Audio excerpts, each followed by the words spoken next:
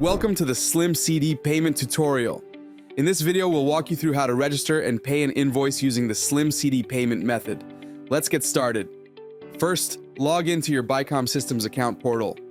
Head over to the billing menu and select Invoices. Find the invoice you want to pay and click Pay Now. Next, in the payment type dropdown, choose SlimCD and click Register and Pay Now. This will open the SlimCD payment page where you'll need to enter your details. Select your account type. In this case, we're using a personal checking account. Enter your routing number and account number. Confirm your account number by entering it again.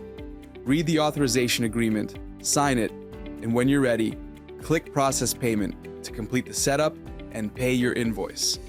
Everything goes through successfully. You'll see a payment approved message and a receipt, which you can print or simply close to return to the Bicom Systems portal. Now, if you check the Invoices menu, your invoice may still show as awaiting payment. Don't worry.